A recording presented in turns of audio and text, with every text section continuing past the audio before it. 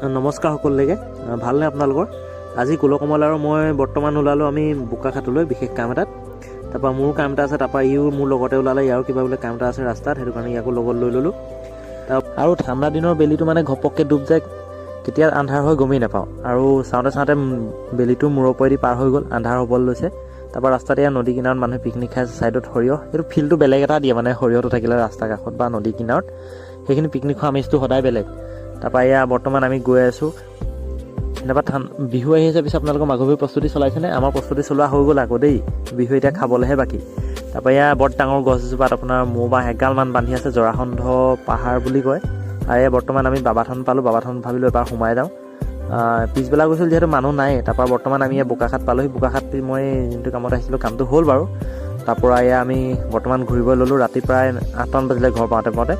ঠাণ্ডাখনত একদম কঁপি কঁপি সোমাইছোঁহি বাৰু ব্লগটো ভাল লাগিলে